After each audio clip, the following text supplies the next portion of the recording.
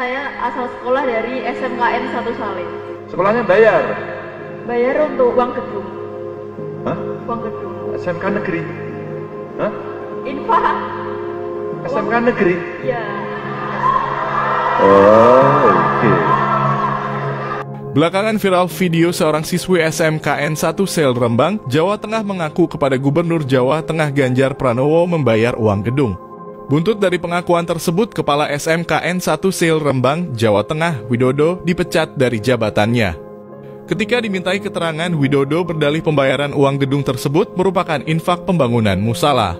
Infak tersebut kemudian dikatakan sebagai pungutan liar dalam kurung pungli karena menyertakan nilai nominal Rp300.000 yang dibayar para siswa.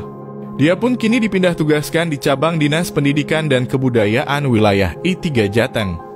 Widodo mengaku ikhlas dan siap menerima konsekuensi atas pengakuan yang viral tersebut. Ya, tetap saya tunggu seperti apa dan tetap saya siap seperti apa yang diputuskan ke saya, terang dia Rabu 12 Juli 2023. Dalam pengakuannya, dia lantas mengomentari pernyataan Ganjar bahwa uang Rp130 juta yang dikumpulkan dari para murid membangun musala supaya dikembalikan.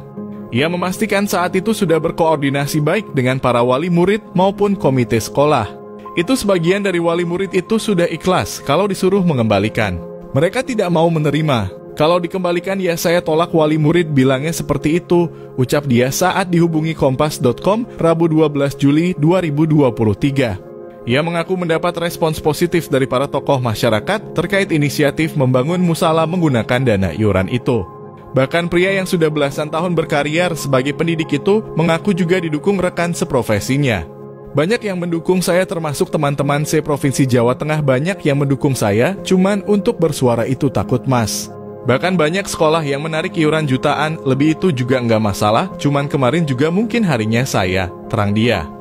Dia berkata banyak iuran serupa yang terjadi di beberapa sekolah, sehingga lambat laun akan muncul dengan sendirinya.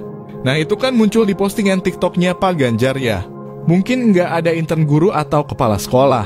Itu kan muncul malah dari siswa. Kan lebih valid. Termasuk Man MTS itu puluhan juta bunyinya untuk sumbangan gedung.